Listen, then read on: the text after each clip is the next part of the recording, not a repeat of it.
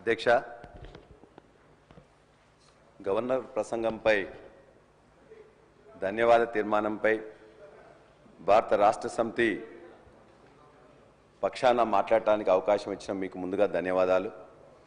అదేవిధంగా మా భారత రాష్ట్ర సమితి నాయకులు కల్వకుంట్ల చంద్రశేఖరరావు గారికి కూడా ధన్యవాదాలు తెలియజేస్తూ,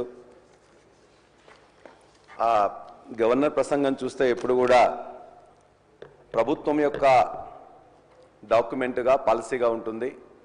ప్రభుత్వం చేసిన పనులు, చేయబోయే పనులు మొత్తం కూడా కూలంకషంగా ఒక పాలసీ రూపంలో తీసుకురావడమే అది మా అందరికీ తెలుసు అధ్యక్ష. కాబట్టి అందులో ఏమైనా ఉంటుందా అని చెప్పేసి 28 పేజీలు మొత్తం చూస్తే ఆ యొక్క మొత్తం ప్రసంగాన్ని మొత్తం చదివినా కూడా దానికి ఒక దశ లేదు, దిశ లేదు, అందులో పస లేదు. అధ్యక్ష, చేసింది చాలా ఘోరంతా, చెప్పుకుంది మీరంతా కొండంతా. చాలా విషయాలు చెప్పారు, చాలా ప్రోగ్రెస్ ఉన్నది, చాలా మొత్తం కూడా ట్రాన్స్ఫార్మింగ్ చేస్తున్నాం అని చెప్పి కూడా చెప్పారు. ఖచ్చితంగా ట్రాన్స్ఫార్మింగ్ చేస్తున్నారు, కానీ నెగిటివ్ డైరెక్షన్లో చేస్తున్నారు అధ్యక్ష, పాజిటివ్ డైరెక్షన్లో కాదు. ప్రభుత్వం ఏర్పడక ముందు పార్టీలు ఖచ్చితంగా తమ యొక్క హామీలు ఇస్తుంటాయి. ఆ హామీలు ప్రజలు అడిగినా అడగకున్నా ప్రజల అవసరాల కోసం ఇస్తుంటాయి. మీరిచ్చిన హామీలు నిజంగానే కొంత టైం ఇవ్వాలనే ఉద్దేశంతో సంవత్సరాల పాటుగా మేము ఎక్కువ మాట్లాడలేదు అధ్యక్ష. మీరు ఎవరు ప్రజలు అడగకున్నా మీరు బాండ్ పేపర్స్ ఇచ్చిండ్రు, నమ్మకం కలిగించడానికి డేట్స్ ఇచ్చిండ్రు, అదేవిధంగా డెడ్ లైన్స్ ఇచ్చిండ్రు, కానీ వాటిని ఇప్పటివరకే అన్ని అంశాల మీద కూడా పదే పదే తప్పిండ్రు అధ్యక్ష. దరిదాపుగా ఇవాళ ఇచ్చిన హామీలలో ఒక 10% మీరు మొదలుపెట్టింది, కానీ ఆ 10%లో కూడా అరకొరగానే ఉన్నాయి తప్ప పూర్తిగా ప్రజలందరూ విశ్వాసం కలిగించే విధంగా, వాళ్ళకు ఉపయోగపడే విధంగా ఏ ఒక్క పథకం కూడా ఇప్పటిదాకానైతే పూర్తిగా చేయలేదు అధ్యక్ష. మిగతా 90% హామీలు కూడా ఖచ్చితంగా ఇవాళ చేయలే. ఒక విధంగా చెప్పాలంటే ఈ ప్రాంతంలో నేను చదువుకోవడం కానీ లేకపోతే చూస్తే 19 ప్రజాస్వామిక ప్రభుత్వాలు ఈ తెలంగాణ ప్రాంతానికి ఇప్పటిదాకా 1951 నుంచి వస్తే, ఆ 1951 తర్వాత తెలంగాణ ఏర్పడిన తర్వాత 3 ప్రభుత్వాలు వస్తే, ఇన్ని ప్రభుత్వాల్లో కూడా ఇంత అప్రజాస్వామికంగా ఇంత అహంకారపూరితంగా ఉన్న ప్రభుత్వం మాత్రం ఎక్కడ లేదు అధ్యక్ష. అంతేకాదు అధ్యక్ష, అనుభవం ఏమితో ఇవాళ అత్యంత తక్కువ కాలంలోనే అప్రతిష్ట మూట కట్టుకున్న ప్రభుత్వం ఈ ప్రభుత్వంగా ప్రజలందరూ భావిస్తున్నారు అధ్యక్ష.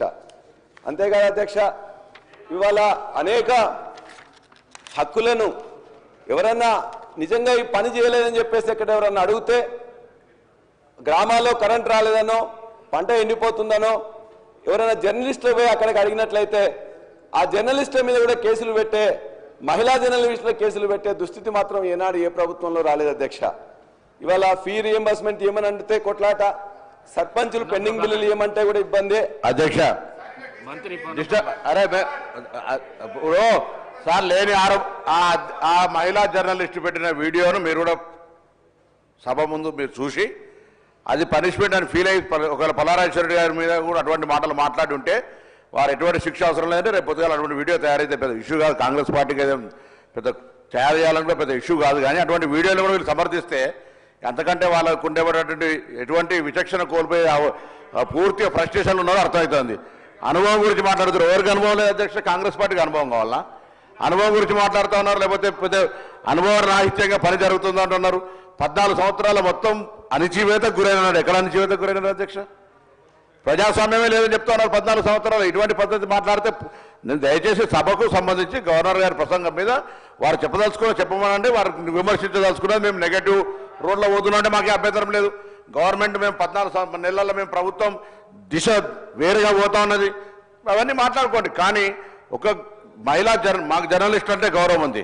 జర్నలిస్టులకు కాంగ్రెస్ పార్టీకి సంబంధించి ఎన్నడూ కూడా మేము అట్లా సొంత పత్రికలు సొంత టీవీలు పెట్టుకోవాలని ప్రయత్నం ఎన్నడూ చేయలేము. మేము జర్నలిస్టులనే విశ్వాసం అనేది మంచిగా రాయాలి, చెడుగు రాయాలని. ఇక అంత పూర్తిగా భాష మరందరికీ ఒకసారి వీడియో చూస్తే ఆ భాషను ఎవరు వ్యక్తిగతంగా ఎవరి గురించి మాట్లాడుతున్నారు ఆ భాషను చూసినట్టయితే మేము సమర్థిస్తే సభ్యులు ఆ జర్నలిస్టుకు మద్దతుగా మాట్లాడినటువంటి మాట ఉపసంహరించుకోమని చెప్పుకోవడతారు. ఈ సందర్భంగా ధన్యవాదాలన్నా, మీరు ఒక వారికి సింపతి ఉన్నందుకు.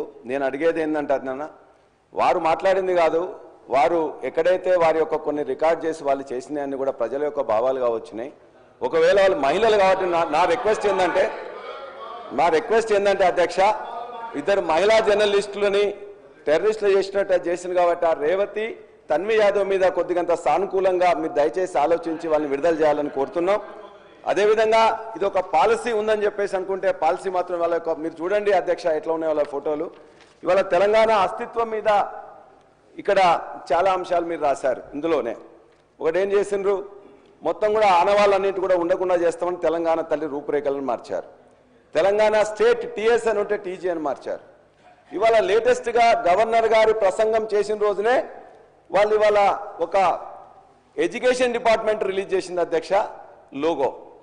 ఆ లోగోలో ఇప్పుడు ఇంతకుముందు ఎప్పుడైతే కాకతీయ కళాతోరణాన్ని చార్మినార్ని తీసేస్తామని చెప్పేసి అంటే ఆనాడు ప్రజలందరూ అదేవిధంగా మేధావులు అందరూ కూడా చెప్తే దాని మీద వెనక్కి తగ్గినట్టు తగ్గింది. కానీ ఇవాళ మరలా దాన్నే ఇవాళ మొత్తం కూడా తెలుగులో కానీ ఇంగ్లీష్లో కానీ మరి రిలీజ్ చేసిన దాంట్లో ఆ రెండు లేకుండానే ఇచ్చారు. అంటే ఇది కావాలని చేసిండ్రా లేకపోతే మొత్తం మార్చాలని చెప్పేసి అనుకున్నారో దయచేసి మీరు ఆలోచించాలి. ఇవాళ కాకతీయ కళాతోరణం కానీ చార్మినార్ కానీ రాజముద్ర నుంచే తొలగించడమంటే ఖచ్చితంగా చారిత్రక ద్రోహం తప్ప మరొకటి కాదు అధ్యక్ష. చేస్తే లోపాయికారిగా గోప్యంగా చేయాల్సిన అవసరం లేదు. ఆనాడు ఈ యొక్క కాకతీయుల మీద గాసుద్దీన్ తుగ్లకన్ దాడి చేసిండ్రు, ఇవాళ ఈ యొక్క కాంగ్రెస్ ప్రభుత్వం దాడి చేస్తూ ఉన్నది. మేము అడుగుతున్నాం అధ్యక్ష, ఇవాళ ఈ యొక్క నీటిపారుదల విప్లవాన్ని తెలంగాణలో తీసుకొచ్చింది కాకతీయులు. గొలుసుకట్టు చెరువులు కానీ 46,000 చెరువులను నిర్మించింది కూడా వాళ్ళే అధ్యక్ష. ఇవాళ మరి అనేక గ్రామాలు ఉన్నాయి, గణపతి దేవుని పేరు మీద గణపురం అనేక చెప్పేసి ఉంటాయి. మరి వాళ్ళు పెట్టిందని చెప్పేసి వాటన్నిటిని మార్చేస్తారు అధ్యక్ష. అదేవిధంగా వాటన్నిటి కూడా ఏ పేర్లు పెడతారో ఆలోచించండి. ఒక్క కుటుంబం ఇలా దేశంలో ఉండే వాళ్ళ కుటుంబాల పేర్లు పెట్టకుండా స్వాతంత్ర సమరయోధుల పేర్ల పైన పెట్టిండ్రు అధ్యక్ష కాంగ్రెస్ ప్రభుత్వం. సుభాష్ చంద్రబోస్ గారితో, భగత్ సింగ్దో, లాలా లజపతి రాయ్దో, బాలగంగాధర్ తిలక్ పైన పెట్టిండ్రు అధ్యక్ష. ఇవాళ కాకతీయుల యొక్క గొప్పతనం మీరు చూసినట్లయితే మా ప్రాంతంలో ఉండే మహిళా సోదరులు ఇద్దరు కూడా మంత్రులుగా ఆయన మా వరంగల్ జిల్లా నుంచి వారు ఆనాడు రాచరిక పాలనా యుగంలో స్త్రీని రాజుగా చేసిన గొప్ప చరిత్ర కాకతీయుల అధ్యక్ష. అబలగని దేశమును కబలింప తలబడిన పరరాజులకు స్త్రీల బలశక్తినే చూపి రాజ్యతంత్రము నడిపరా తెలంగాణ రాణి రుద్రమదేవిరా అని చెప్పి ఆనాడు రుద్రమదేవి యొక్క గొప్పతనాన్ని మనం చాటుకున్నాం అధ్యక్ష. మరి అంతేకాదు ఇవాళ అందశ్రీ గారు రాసిన రాష్ట్ర గీతంలో కూడా అనేక మార్పులు చేయాల్సి వస్తుంది. మీరు ఒకవేళ ఇదే అనుకుంటే అందశ్రీ గారు మా జనగామ నియోజకవర్గం రేబర్తి గ్రామవాసి. వారి యొక్క పాట అనేది తెలంగాణ ఉద్యమంలో ప్రతి నోట ప్రతి నాలుక మీద కూడా మొత్తం కూడా నాట్యమాడింది అధ్యక్ష. ఆయన కూడా రాసిండు, పోతున్నది పురిటిగడ్డ రుద్రమది వీరగడ్డ గండర గండెడు కొమరం భీముడే నీ బిడ్డ కాకతీయ కళాప్రభల కాంతిరేక రామప్ప గోలుకొండ నవాబుల గొప్ప వెలుగే చార్మినార్. మరి ఆయన కూడా రాసిండు చార్మినార్ గొప్పతనం, అదేవిధంగా కాకతీయుల గొప్పతనం, కళాతోరణం గురించి. మరి ఆయన రాసినందుకు అందశ్రీ యొక్క రాసిన పాటలు కూడా మొత్తం తీసేస్తారు అధ్యక్ష. పాలసీ ఉంటే అక్కడ ఉండాలి, ఇక్కడ ఉండాలి.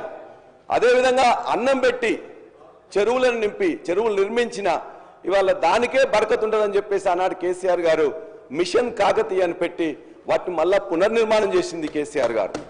కాబట్టి అంతేకాదు గవర్నర్ గారు ప్రసంగంలో మీరు చెప్పారు, మేము ఆధ్యాత్మిక టూరిజం చేస్తాం, దేవాలయాలన్నీ కూడా తీసుకుపోతాం అని చెప్పేసి. మరి మా వరంగల్ జిల్లాలో ఉండే వరంగల్ దేవాలయాల్లో అతిపెద్ద మన ఆనాడు రుద్రదేవుడు కట్టించింది అధ్యక్ష రామప్ప దేవాలయం. యునెస్కో యొక్క గుర్తింపు కూడా తీసుకొచ్చినాం. మరి కాకతీయులు కట్టించిందని చెప్పేసి ఆ టూరిజం ప్రాక్టీస్ తీసేస్తారా? అది అదేవిధంగా 1000 స్తంభాల గుడి కూడా కట్టించినాం, మరి దాన్ని కూడా తీసేస్తారా? కాబట్టి దయచేసి మీరు ఆలోచించాలని, అదేవిధంగా మా వరంగల్ జిల్లా నాయకులే కాదు, వరంగల్ జిల్లా మంత్రులే కాదు, మొత్తం యావత్తు కూడా అధ్యక్ష ఖచ్చితంగా చాలా సంతోషం సార్, నేను వింటా ఉన్నాము.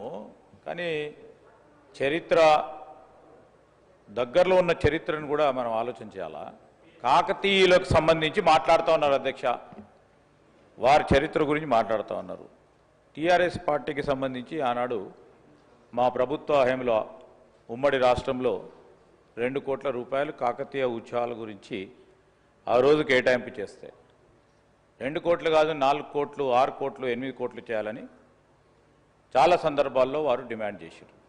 సరే 2014 నుంచి 23 వరకు ఒక్కసారి కూడా కాకతీయ ఉత్సవాలు చేయలే టీఆర్ఎస్ పార్టీ ప్రభుత్వం. నేను ఈరోజు చెప్తా ఉన్నాను, అది కాదు ప్రజాస్వామ్యంలో ప్రజలేం కోరుతా ఉన్నారు, సామాన్య ప్రజానికానికి ప్రతిరూపంగా నిలిచే స్ఫూర్తిని కలిగేయాలని, ఆ క్రమంలో మేము తీసుకున్న ప్రతి నిర్ణయం ఉంటుందని, ఈరోజు మన చరిత్ర చెప్తా ఉన్న అనేక ప్రధానమైన అంశాలను కూడా ముడిపెడే అస్తిత్వాన్ని కాపాడే ప్రయత్నం చేస్తాం. నేను రాజేశ్వర రెడ్డి గారు విద్యాధికుడు అధ్యక్ష, కేవలం నేను వాడిని కోరుతా ఉన్నాను, టీఆర్ఎస్ పార్టీ పరంగానే పోకుండా డెఫినెట్లీ ఒక ప్రొడక్టివ్ ఆలోచనలు ఇస్తారు, ఒక పాజిటివ్ ఆలోచనలు ఇస్తారు. ప్రభుత్వం 14 నెలల నుంచి చేసే కార్యక్రమం ఇది చేస్తే బాగుంటుందని ఆలోచన చేస్తారు. అదేమైనా అభిప్రాయాలు తెలియజేస్తారని ఆశిస్తా ఉన్నాను అధ్యక్ష. శ్రీధర్ అన్న,